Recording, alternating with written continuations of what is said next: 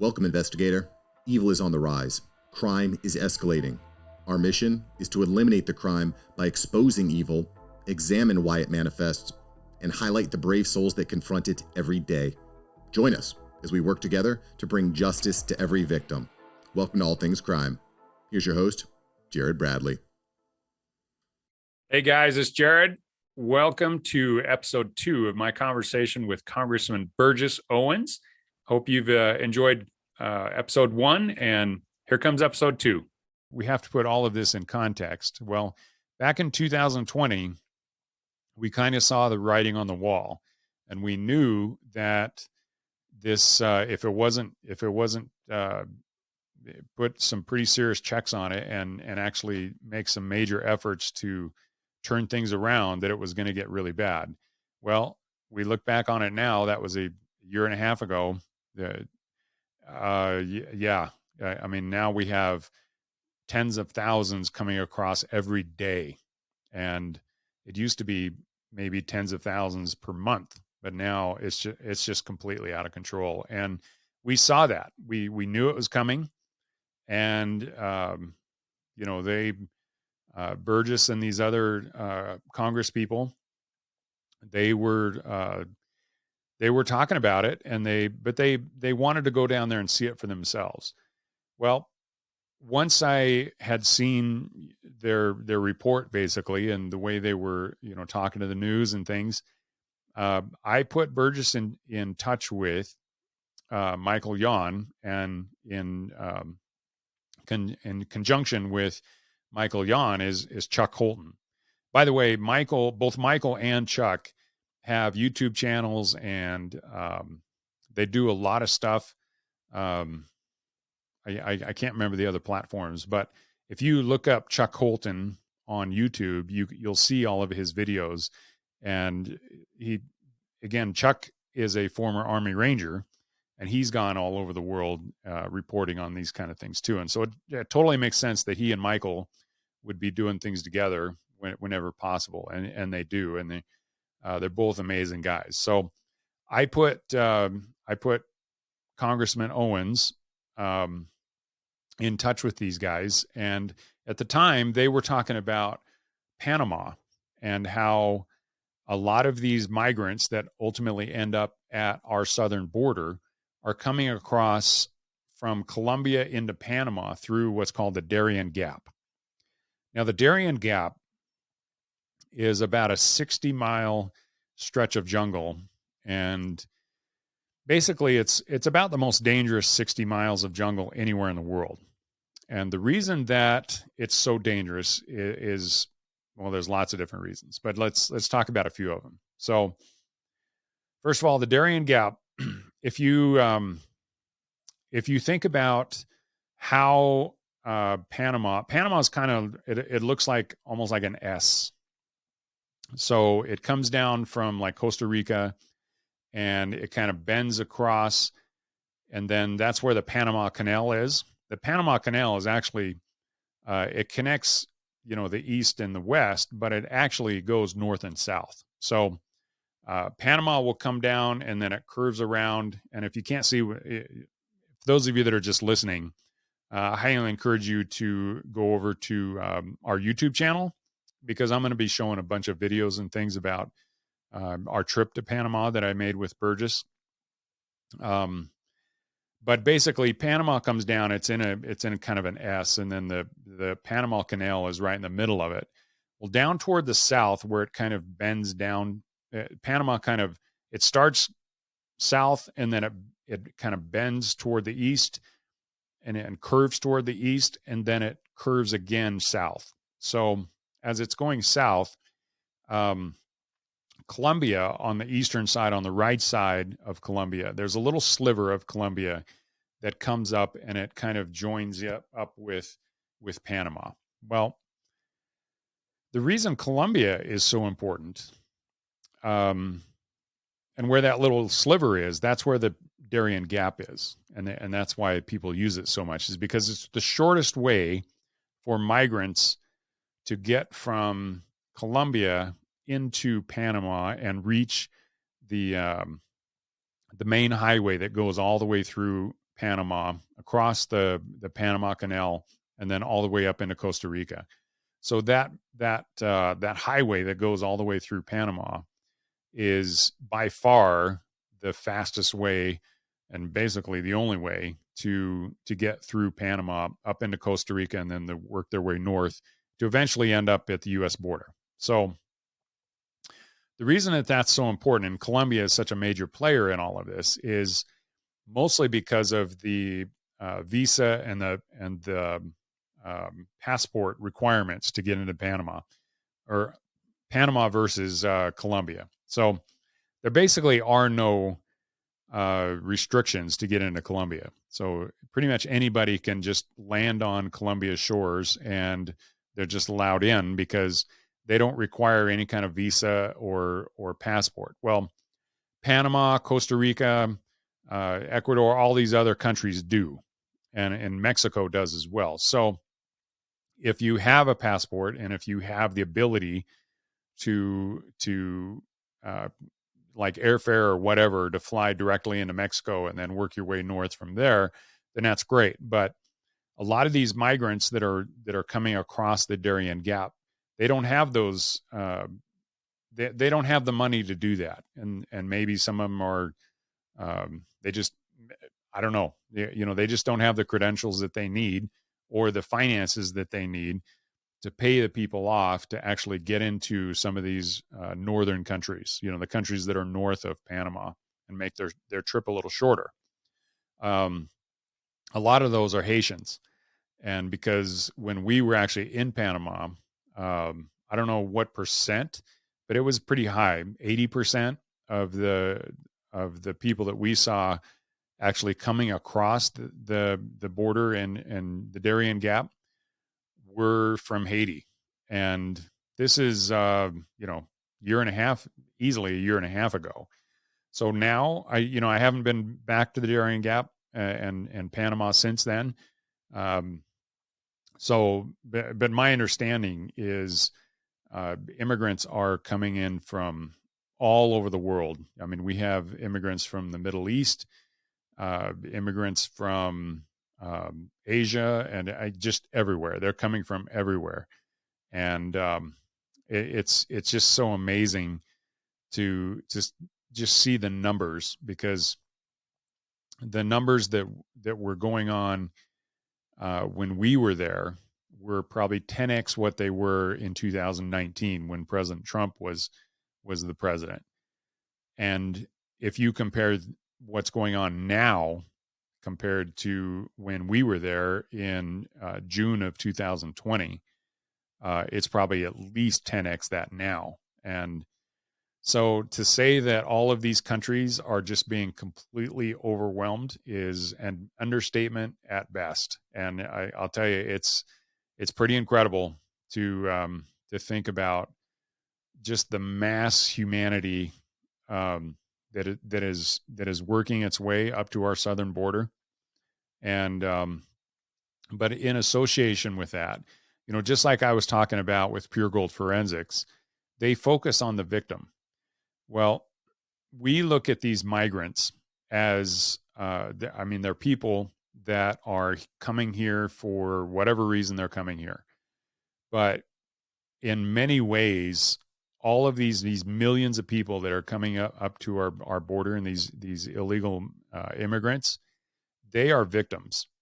And it is a trail of tears that we are talking about here. And these guys that are coming up into our border, there are so many tragic stories that are just, we don't really hear about them because it's in Panama, and a lot of people just don't really want to hear about it. The media doesn't want to report about all the tragedy that's going on. They just want to show all these poor immigrants that deserve to be taken care of by the US taxpayer, basically. But there is an amazing amount of tragedy going on behind the scenes and kind of under the surface. And there were, I want to say, 300 migrants a day coming out of the Darien Gap. And that's a staggering amount. Now, the first semblance of civilization when people come out of the Darien Gap. So they enter in Colombia, they go through this Darien Gap. There's 3 mountain ranges that they have to cross. All of it thick jungle. There's lots of rivers in there that they have to cross. And during the monsoon season, that's a real problem because a lot of these immigrants can't swim very well. And so there's people in that Darien Gap. So it's 60 miles, but it's probably, 60 miles as the crow flies. And so if you think about how long that is when they're actually walking, it's probably closer to 100 to 120 miles. Well, again, thick jungle, it's hot, there's snakes, there's all sorts of bugs, so there's disease in there. And I'll tell you, a lot of people are dying just from the elements. There's people being swept away on the rivers. There's people that just die from fatigue. They're so exhausted just walking through there that they just lay down and they just never get up again. And even the Panamanian military folks that kind of are like documenting those that have come across, they said there's bodies all over the place inside the Darien Gap. And in addition to just the incredibly harsh conditions there, it's as a military guy coming, I wouldn't want to make that trek. Brutal. Well, you have women with children, you have families coming across, you have a lot of young men, but even the young men, they may be able to survive the natural conditions, but one of the things that make it even more dangerous or exceptionally dangerous for the young men are all the traffickers in there. And so what happens is some of these young men, they'll enter the jungle and within a mile or so, they get intercepted by traffickers. Now, a lot of these drug traffickers will grab these guys. So I heard a story, and they told me this story when we were down there, that there were 4 immigrants that were traveling together, all young men. And these guys, and we're talking, men in their 20s or something like that. These guys, so these traffickers approach them. They say, take all your clothes off and we're going to give you these drug bundles and you're going to carry those across the gap. Well, one of them said, no way, I'm not taking my clothes off. And they gave them jumpsuits. But they wanted them to wear these jumpsuits so they'd be easily identified. And this guy said, no, we're not going to do it. Thinking that there's 4 of them together, they're traveling. It's like, what are these guys going to do? Well, I'll tell you what they did. This drug trafficker pulled his pistol out and shot him in the face and just killed him right then and there. And then he looked at the other 3 and he said, do I have your attention now? Well, yeah, that's a pretty good way to get people's attention by killing one of your friends. And then, so yeah, these other 3 ended up surrendering all of their clothes and whatever provisions they had. And they ended up in a jumpsuit with a big old drug bundle on their backs. And that's what they carried through the gap. So hearing those kind of stories, it makes you kind of realize some of the incredible dangers, some of the heartbreak, some of the just absolute human tragedy that is going on. Most of the women are raped. Almost everybody is robbed as they go through this stretch of jungle. And it's the fact that they would make this journey is, what. So put yourself in their place. what would you do, and what would someone have to promise you in order to make a journey like that? What would you have to do? I mean, it kind of, in my mind, it kind of takes us all the way back to the days of like the pioneers.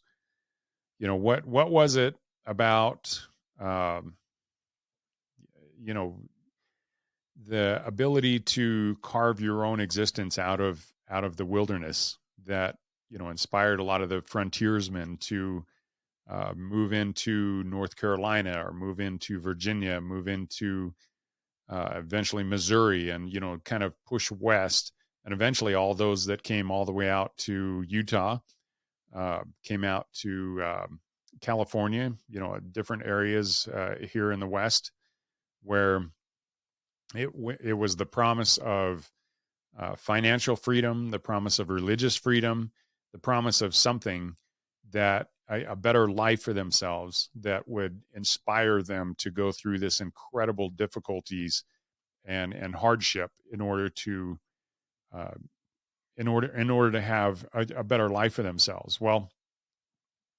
these migrants that are coming up and making their way all the way to our southern border, what is it that they are coming for?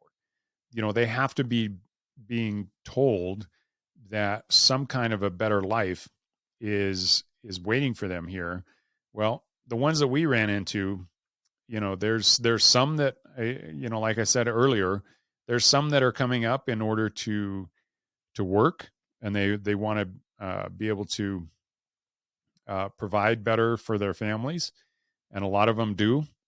But there's also a fair number of them that are coming because they believe, and they've been told this by the Biden administration, whether it's directly or indirectly, that all they got to do is make it up into the United States, and then the rest of their lives they're going to be taken care of. It's basically the gravy train, and but there's no such thing. There is no such thing as a gravy train. But these immigrants have been told that, and they've been promised that. And so they have an expectation that, yes, going through all this tragedy and all this hardship is going to be worth it, because if we can just make it, then everything else is going to get taken care of. And, initially, they're getting a bus ride up to New York, and you see those images of the officials in New York that are welcoming these people and shaking their hands and saying, "Welcome to New York," or "Welcome to Chicago," or wherever they're going. And, it's all this big hoopla and celebration. And then these people get put up in a hotel or get sent somewhere. And then what? Eventually it overwhelms the system, and eventually it's unsustainable. And eventually the money that is set aside for, these immigrants and being able to house them and food and clothe them and feed them, eventually that runs out. And then what? And that's one of the tragedies of this whole thing is these people are literally being used as pawns in order to further an agenda, and they're being told things that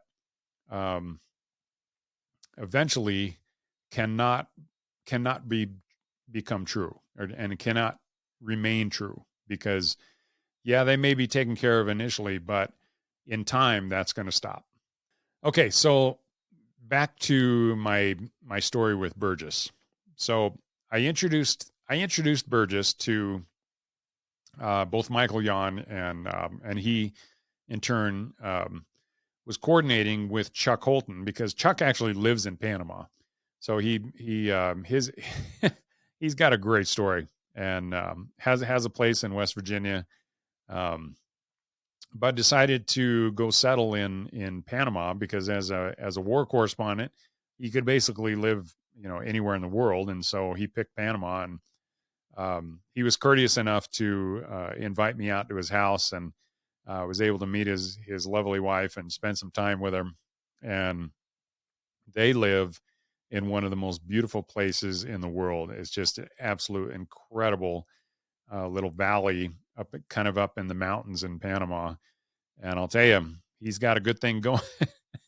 Yeah. But I highly encourage you to go visit Chuck's YouTube channel and see all the stuff that he's doing. He's just, it's just amazing. So in introducing Burgess to Michael Yon, Michael invited him down to Panama to see this Darien Gap and to see everything that was going on down there. And so um, I was like, yeah, let's do it. And so Congressman Tiffany, again out of Wisconsin, he was kind of coordinating things with Michael at the same time, and he said, yeah, let's. He wanted to go too. So we put this trip together. And of course, being the Congress being controlled by Nancy Pelosi, they wouldn't sanction it. So Burgess had and Congressman Tiffany basically had to pay for this themselves. So they had little or no staff that could go, and they had to basically set up everything themselves. They had no security. They had nothing, but they were determined to go. And they thought it was worth the risk to go down to Panama and go visit this Darien Gap and see all of this for themselves. And it was quite the journey. So we headed out. We had to do a red eye flight from Salt Lake out to, I think we landed in Atlanta. And then from Atlanta, we flew to Panama City. I remember when we landed and we're at the airport, if you weren't wearing your mask, you got yelled at. So, I had to get COVID test a couple times, and, it was a really interesting trip just getting down there. Well, once I got picked up from the airport, then we all loaded up into these cars, and I think total there was about 10, 12 of us between Chuck and Michael, the two congressmen, a couple of guys from Congressman Tiffany's staff had decided they were going to pay their own way, and they were going to go down there. And it was really fortunate. One of them, Carlos, was a retired Marine, and he was also an attorney. And this guy was awesome because he also was fluent in Spanish.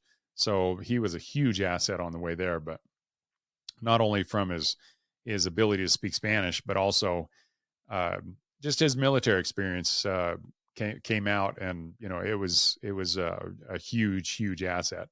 Well, we drove probably 4 hours to the south part of Panama, and where we were staying, and from there spent the night, and then got up early the next morning, probably 5 a.m., 4 a.m., something like that. And because we had to drive another hour in order to meet the boats that were going to take us upriver to the actual village called Baja Chiquito. And this little village is the first semblance of any kind of civilization once people come out of the Darien Gap. And it's a little village that under normal circumstances would be 400, less than 500 people. And, prior to, again, all of this chaos happening, they were farmers. They would harvest lumber and grow things, and that was kind of how they survived. Very Imbara Indians is basically their background. They're just natives of Panama, and no running water, no electricity. The structures, the buildings that they have are rudimentary at best, and just a lot of kind of basic cement structures. And by the way, if you're listening to this on a podcast, then highly recommend you guys go again to my YouTube channel, All Things Crime YouTube channel, and see some of the video that I'm going to be putting in there, because basically we I think it'd be worth going to a YouTube channel, and hopefully you guys will enjoy it enough that you'll subscribe and share it. So, little plug for the show there. All right, so we had to go meet the river boats, and these aren't your flat bottom boats that you would see in a lot of the rivers in the United States. These are actual tree boats. I mean, they're probably 20 feet long, and they're literally carved out of a large tree. And these boats, it was crazy. A lot of them leaked, so they were constantly uh, uh, you know pouring water out of these things, scooping water out as we're going up the river. And they had just a little couple of horsepower motors on the back of them. And but these guys that were operating these things were just absolute masters at it. It's pretty obvious they've done this a lot of times going up and down that river. And that is, especially during the wet season, that's pretty much the only way that you can get up to these villages that are upstream from these from where we actually were in close to the Panama Highway. And so we got into these boats, and again, it took probably 3 hours to make it upriver. Pretty thick jungle on both sides of us. And on occasion, we'd run into these little villages, and we'd see people out there washing their clothes in the river. So this river is obviously not only a major source of food, a major source of transportation, but it's also, I'm sure, a lot of their drinking water. Hopefully they filtered it, but who knows? I mean, if they've lived there for centuries, then they've probably built up a pretty good immune system for it. But the things that's different now is literally they see bodies floating down this river all the time. People that have died in the Darien Gap that have eventually their bodies have made it to this river, and then they're floating past them. And I distinctly remember watching kids play in the river, but then talking to some of the villagers, and they're saying, "Oh yeah, they'll see bodies, floating down that river all the time." So these poor little kids growing up in this environment, they're jumping off cliffs into the river, and then lo and behold, on occasion they'll see a body floating down. It's just a serene kind of a unreal type of a scenario. And so on one hand, it's just this awesome seeing these little kids playing in the area, and then at the same time thinking about, holy crap, on occasion these exact same little kids we'll be seeing dead bodies floating down the river. And so just kind of a stark contrast between such an innocent upbringing versus the realities of what was going on. And so that whole trip was just the trip up the river was unique. Never done that before, and I know Burgess definitely hadn't. And so I'm going to be, again, if you're listening to this, I'm inserting little videos of the actual river trip, while we're seeing this. So definitely, like I said, go to the YouTube channel, and you can actually see some of the things that we're experiencing. But the trip itself, up there, and we were really fortunate because it was kind of during the rainy season, but the day that we went up there, it was gorgeous all day. And we were really, really fortunate that wasn't raining on us. We were prepared for it, but I think it would have made that 3-hour boat ride even more miserable. But we made it up to the village, and Baja Chiquito, it kind of has a main almost like community square in the middle. It's kind of I think it's a pad of concrete that was poured for a basketball court, but it was fairly empty when we were there.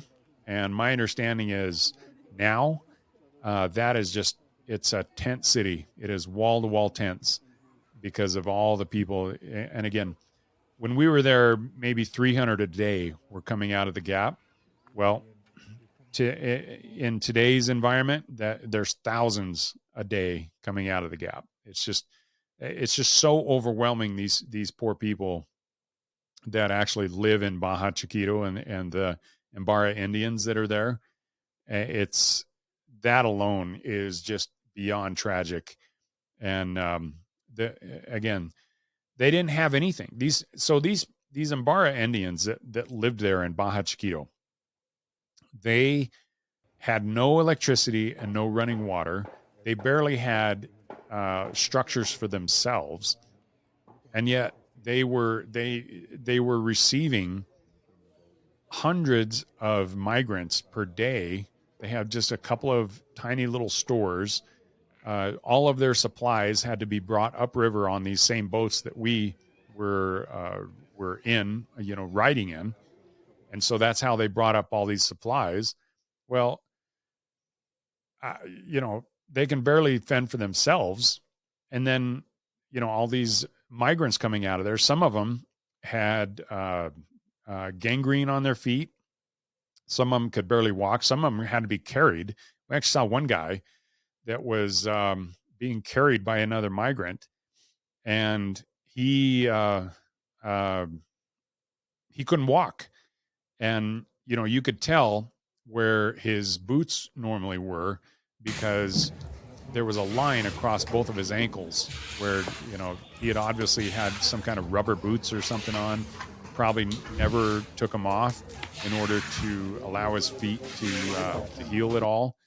And, if you're wet for that long, it's kind of the same reason that so many soldiers in World War I actually developed trench foot and gangrene and died from it.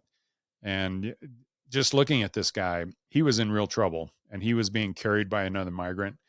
And then this guy Carlos that was with us, he scooped him up and took him over to the hospital. But seeing some of the condition that some of these people, if they were limping, they were lucky. Some of these people were. I saw one guy being carted around in a wheelbarrow because he was in such bad shape. So, the toil on people's bodies coming through there. Who knows what kind of sicknesses they were picking up in the middle of there, if they made it out at all. And again, a lot of the women were being while they were in the Gap, being accosted and raped. A lot of people losing all of their belongings.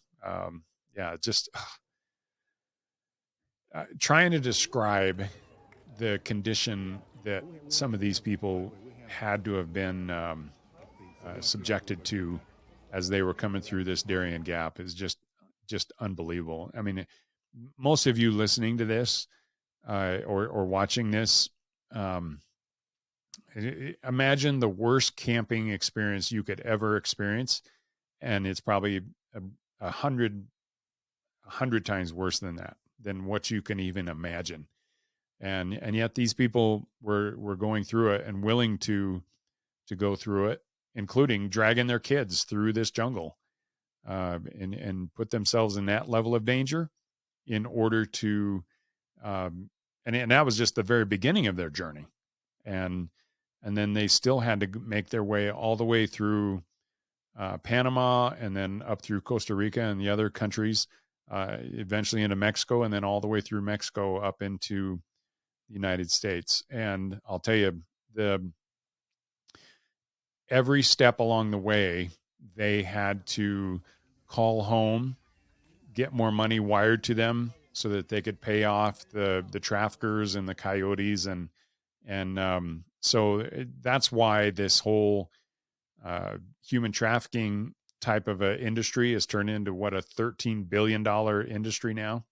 It's just the level of human suffering and tragedy that this entire open border and policies of the current administration have created are just it's staggering, and which makes sense why the congressman wanted to see it firsthand, and they were willing to travel down to Panama to see this for themselves, because then they could turn around and say, I've been there, I've seen it. The level of human suffering that is created by these policies is not made up, and we need to pay attention to it, and we need to do something about it. Now, unfortunately, with Burgess and Congressman Tiffany being in the minority, they haven't been able to do much about it, if anything. And in fact, it's only gotten worse since then. So, I want, Burgess was able to give a couple of messages, and I made a couple of videos of him while we were down there. I mean, you've already seen some of them if you're watching this on video, but I want to pause here and kind of listen to Burgess and what he was saying when we were in Panama. So here you go. You guys, just want to give a quick summary of today. Remarkable day, started off at 5:30. Had a chance to go down to the Darien Gap, the place that we've been talking about for quite a while now. We learned so many stories about what's happening, the misery that's coming through that particular place. You'll see pictures later on of this man we were bringing out that actually helped to get to the doctor. Had gangrene because of the trip that he took through the valley, the Gap. At one point, it's 300 people coming through in a day, and they ship them right up here to finish their journey coming through this part of the of Panama. It's being overwhelmed down there. It's a community of MBI Indians, poor community, very proud community, built their society, their community on lumber and wheat. Now they're being overwhelmed. 450 in that range. At one point, have 1,000 immigrants coming through. Of course, they have to take care of feeding them and cleaning up after them as they move through. It is truly what they consider an invasion. This is what we have to be very, very careful about, is making sure that the people are not hurt coming through this process by politics in DC that have no interest in what the end result is. So I just wanted to kind of give you a real quick report. It's been a full day. You'll see 16 different canoes coming up with immigrants, and you'll also see one of those canoes tipped over. We found later on. They were all able to be saved, but one 5-year-old almost lost her life in the process. So this is a real crisis, and we just cannot close our eyes, not only at the border, but when you start to see 35,000 coming through, hitting the border this last month, meaning they came through this Darien Gap. Like so, anyway, we're on our way. We're going to continue this process. Just want to give you a quick update. Okay, all the best. I think the greatest lesson that came out of this was two parts. The good hearts of people down this way that truly do want to help. And I think the heart and dark heart of politicians who make this happen, who allow this to happen, who will now come down and at least take a look at the misery.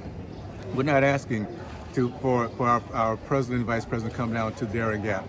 We just ask them to go to the border. They can just go there and see at least the results of what's happening here. We have nations upon nations. We count at least 8 or 9 different countries that are represented, have come through that border, from Yemen to Iran.